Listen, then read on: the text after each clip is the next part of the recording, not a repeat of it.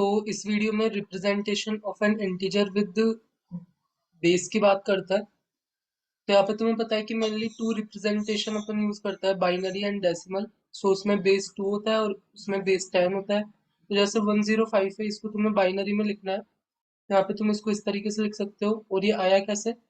Basically तुमने 105 लिया, उसको तुम 2 टाइम्स 52 लिख सकते हो, प्लस ये रिमाइंडर यहाँ पे बचा 52 को तुम 26 टाइम्स 2 लिख सकते हो, रिमाइंडर 0 बचा। 26 को तुम 2 टाइम्स 13 लिख सकते हो, रिमाइंडर 0 बचा। 13 को तुम 2 टाइम्स 6 लिख सकते हो, रिमाइंडर 1 बचा। 6 को तुम 2 टाइम्स 3 लिख सकते हो, रिमाइंडर 0। 3 को तुम 2 टाइम्स 1 लिख सकते हो, रिमाइंडर 1।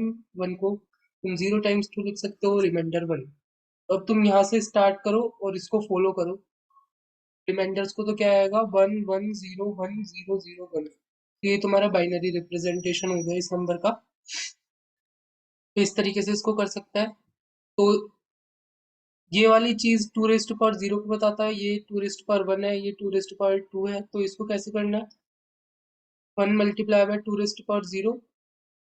तुम्हारे पास क्या नंबर था वो? 1 1 0 1 0 0 1 1 1 0 1 0 0 1। तो 1 multiply by 2 rest power 0, 0 multiply by 2 rest power 1, 0 multiply by 2 rest power 2, 1 multiply by 2 rest power 3, 0 multiply by 2 rest power 4, 1 multiply by 2 rest power 5 and 1 multiply by 2 rest power 6। और इन सबको combine करोगे तो 105 आ जाएगा। तो इस तरीके से काम करता है। वैसे बेस 10 के साथ इजी है। यहाँ पे तुम डायरेक्टली ये जो तुम्हें नंबर दे रखे होता है तुम यूज करते हो, बेस 10 में ही होता है। तो ये 2 multiply by 10 rest power 0, 9 multiply by 10 rest power 1, 4 multiply by 10 rest power 2 and 1 multiply by 10 rest power 3। ये 10 रेस्ट पावर 0 वाला प्लेस है, ये 10 रेस्ट पावर 1, ये 10 रेस्ट पावर 2, ये 10 रेस्ट पावर 3। डायरेक्ट इस तरीके से यहाँ पर है। तो अब बात करते हैं, given any integer b which is greater than 1 and any positive integer n। कोई इंटीजर b दे रखा है तो अपन any positive integer n can be written uniquely in terms of the power of b। यानी एक इंटीजर दे रखा है b जो कि ग्रेटर देन 1 और तुम्हें कोई भी इंटीजर n दे रखा है, तो तुम n को uniquely in terms of power of b represent कर सकते हो इस तरीके से। और इसी को कॉम्पैक्ट फॉर्म में इस तरीके से भी लिख सकते हो, a0 a1 a2 up to an with base b। और यहाँ पे इस तरीके से काम करेगा, a0 को तुम b रेस्ट पावर 0 से मल्टीप्लाई करोगे, a1 को b रेस्ट पावर 1 से एंड am को तुम b रेस्ट पावर n से मल्टीप्लाई करोगे। तो इन सबको ऐड करोगे तो तुम्हें n मिल जाएगा। तो अब यहाँ पे एग्जिस्टेंस की बात करते हैं पहले तो, कि ऐसा रिप्रेजेंटेशन एग्जिस्ट करेगा, उसका प्रूफ देखते हैं। तो बेसिकली तुम क्या कर सकते हो कि ये जो नंबर n दे रखा है विद बेस b, ये जो नंबर n है और अपन को यहाँ पे बेस b दे रखा है, तो तुम यहाँ पे डिवीजन एल्गोरिथम से बता सकते हो। यहाँ पर q एंड r दो इंटीजर ऐसे एग्जिस्ट करेंगे ताकि n1 is equal to q1 times b plus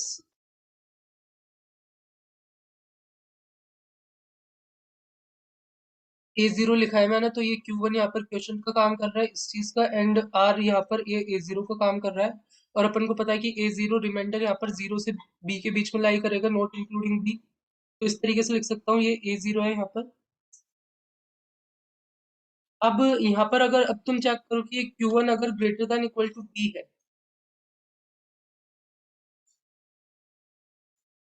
तो तुम अगेन क्या कर सकते हो? अ, ये जो Q1 है उसको अगेन B से डिवाइड कर सकते हो, तो कुछ क्वेश्चन Q2 आएगा एंड यहाँ पर रिमाइंडर A1 बच जाएगा। अगेन ये जो A1 रिमाइंडर है वो 0 टू B के बीच में लाई करेगा, क्योंकि डिवाइड तो A से ही कर रहा है। और ये यहाँ पर इक्वलिटी नहीं आएगी इधर।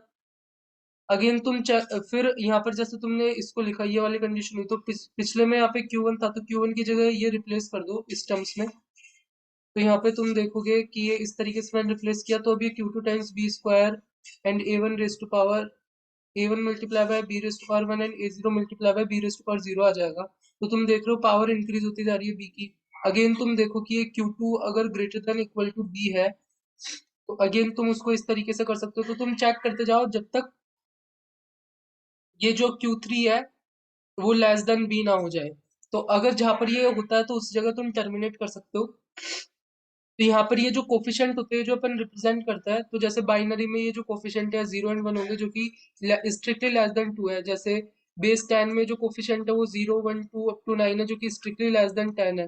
तो वैसे ही यहाँ पर ये जो किसी भी बेस में करोगे तो ये जो कोफिशिएंट है वो बेसिकली लाई करता है 0 से लेके b के बीच में, नॉट इंक्लूडिंग b। तो इसीलिए जब यहाँ पर अपने पास ये कोफिशिएंट आ रहा, तो यहाँ पे अपन क्या कर रहा था कि अगर अपने पास ये Q3 यहाँ पर, ये Q2 यहाँ पर, और वैसे ही Q1, अगर ये सारे greater than equal to B आ रहा है तो अपन अगेन डिवाइड कर रहे हैं उसको b से, ताकि अपने जो कोफिशिएंट है वो स्मॉलर देन b आ जाए।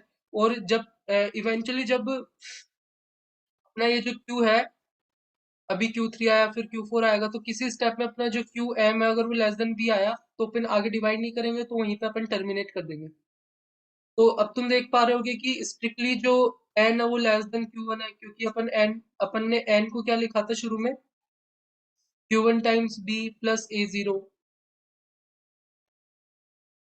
अब बेस यहाँ पर ग्रेटर देन 1 है, यानी 2 3 4 ऐसा है, तो यहाँ पर Q1 मल्टीप्लाई बाय 2 प्लस कुछ रिमाइंडर होगा, तो ऑब्वियसली जो Q1 है, जैसे यहाँ पर 18 है तो उसको मैं 9 मल्टीप्लाई बाय 2 लिखूंगा, तो ये 2, तो यहाँ पे ये जो है वो स्ट्रिक्टली लेस देन n आएगा। फिर ऐसे ही Q2 होगा, अगेन अपन ने Q1 को ही ब्रेक किया तो ये Q2, या तो ये स्ट्रिक्टली लेस देन होगा इससे, वैसे ही तो, और ये सारों को ग्रेटर देन इक्वल टू 0 होना चाहिए। तो यहाँ पे तुम देख पा रहे हो कि ये डिक्रीजिंग सीक्वेंस है, तो कभी ना कभी इसको टर्मिनेट होना पड़ेगा, तो टर्मिनेट होना पड़ेगा इसको, तो वो उसका टर्मिनेशन मस्ट है। तो मान लो तुमने m-1 स्टेज पे इसको टर्मिनेट किया, तो उस स्टेज पे तुम क्या लिख सकते हो, Q of m-1 is equal to QM times b plus a times m-1। और अब टर्मिनेट करने का क्या मतलब है कि जो तुम्हारा QM है वो स्ट्रिक्टली लेस देन b है, और ये सारे जो am-1 थे, am-2 थे, ये सारे तो लेस देन b थे ही। अब तुम यहाँ पे, अब ये जो तुम्हारा QM है उसको तुम am लिख दोगे डायरेक्ट, क्योंकि b से डिवाइड करने पर वो जो क्वोशेंट आएगा, अगेन जब QM को तुम डिवाइड करोगे तो 0 टाइम्स QM+1 आ जाएगा, प्लस AM आएगा, क्योंकि ये B से लेस है तुम्हारा QM, तो डायरेक्टली ये AM बन जाएगा, और फिर तुम उसको इस तरीके से लिख दोगे, AM raise to power BM AM-1 multiply में B raise to power M-1, और फिर ये इस तरीके से टर्मिनेट हो जाएगा प्रोसेस, और इवेंचुअली तुम्हारा नंबर पावर्स ऑफ B के फॉर्म में इस तरीके से आ जाएगा। अब इसकी यूनिकनेस की बात करते हैं, तो ये तो एग्जिस्टेंस का हो गया यहाँ पर। यूनिकनेस के लिए अपन लेट अस सपोज करते हैं कि यहाँ पर n has two distinct representation, यहाँ पे इसकी टू डिस्टिंक्ट रिप्रेजेंटेशन है, तो इस तरीके से मैं बोलना चाहता हूँ कि am मल्टीप्लाई में b raise to power m, am-1 multiply में b raise to power m-1 up to a0। वैसे ही दूसरा रिप्रेजेंटेशन है cm मल्टीप्लाई में b raise to power m up to c0। तो यहाँ पर ये दोनों डिस्टिंक्ट है, उसका क्या मतलब है, मैंने ये भी बताया था कि इसको इस फॉर्म में भी लिख सकते हैं। तो ये दोनों डिस्टिंक्ट है, उसका क्या मतलब है कि कुछ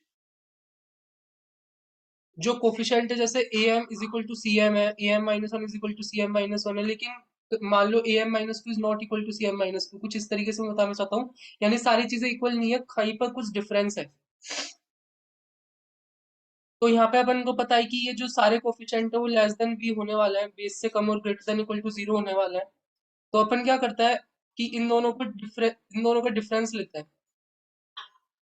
बेसिकली ये दोनों चीजें सेम है, तो इसको इधर ले जाओ, इस पूरी चीज को, और पावर्स को देखो, तो यहाँ पे dm raise to power bm up to d0 आएगा, जहाँ पर di है ai माइनस ci, यानी इन दोनों का डिफरेंस है, और i की वैल्यू 0 1 2 अप टू m जा रही है, तो वो सारे कोफिशिएंट आ जाएंगे।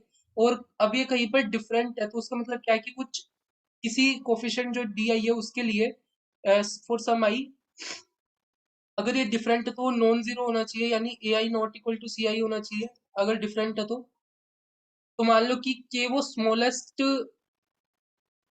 वैल्यू है जिसके लिए 0 है, मान लो d0 इज इक्वल टू 0 आया, d1 इज इक्वल टू 0 आया, d2 इज इक्वल टू 0 आया, d3 इज इक्वल टू कुछ नॉन जीरो आया। तो ये 3 क्या है, वो स्मॉलेस्ट वैल्यू ऑफ के है जिसके लिए नॉन जीरो है। तो मैं यहाँ पे बाकी ये सारे, इससे जो पहले वाले टर्म थे वो सारे जीरो थे, तो उसको मैंने हटा दिया, तो यहाँ पे मैं लिख सकता हूँ 0 इज इक्वल टू, अब दिस रह गया जहाँ पे डी के नॉन जीरो है, और डी के माइनस वन डी के माइनस टू ये सारे जीरो थे, बिकॉज मैंने माना है कि वो स्मॉलेस्ट वैल्यू है जहाँ पर ये नॉन जीरो है, तो इससे पहले वाले सारे जीरो होने चाहिए, और उन सबको हटा दिया मैंने, और सिर्फ अब इतना ही बचा है। तो अब मैं ये जो डी के मल्टीप्लाई में बी रेस्ट पावर क्या है उसको मैंने लेफ्ट हैंड साइड ले गया, और ये इस तरीके से मैंने लिख दिया। अब यहाँ पे तुम ये बी रेस्ट पावर के से डिवाइड कर दो तो ये इस तरीके से आ जाएगा। यहाँ पे बी रेस्ट पावर के प्लस वन आएगा नेक्स्ट टाइम, तो यहाँ पे बी रेस्ट पावर वन ही बच जाएगा क्योंकि बी रेस्ट पावर के से डिवाइड कर दिया। और यहाँ से तुम b को बाहर निकाल सकते हो और अब तुम्हारे पास ये चीज बच जाएगी। तो यहाँ पे अपन देख पा रहे हैं कि d के अपीयर यहाँ पर हो रहा है अपने पास as a multiple of b, यानी जो d के है उसको अपन b से डिवाइड कर सकता है। d के क्या है, a के माइनस c के है जिसको b से डिवाइड कर सकते हैं, लेकिन अपन को पता है कि a के greater than equal to zero है, स्ट्रिक्टली लेस देन b है, एंड c के पे भी ये अप्लाई होता है, तो इनका डिफरेंस यहाँ पर माइनस b से b के बीच में लाई करेगा, नॉट इंक्लूडिंग देम, तो उनकी जो एब्सोल्यूट वैल्यू है वो लेस देन b होगी, यानी ये जो d के है उसकी absolute value less than b होगी। तो यहाँ पर वो b से डिविजिबल कैसे हो सकता है, तो मतलब यहाँ पर अगर b से डिविजिबल है डी के, तो उसका एक ही मतलब है कि उसको जीरो होना पड़ेगा तभी डिविजिबल हो सकता है, यानी ए के इज इक्वल टू सी के होना पड़ेगा, तो यही अपना यूनिकनेस है। तो इस तरीके से अपन इसको प्रूव कर सकते हैं। तो यानी सभी इंटीजर के लिए सेम होगा, A one is equal to C one, A two is equal to C two. तो इस तरीके से था ये। तो होप तुम्हें वीडियो अच्छा लगा होगा, अच्छा लगा तो लाइक करो, शेयर करो, सब्सक्राइब करो, मिलता है नेक्स्ट वीडियो में।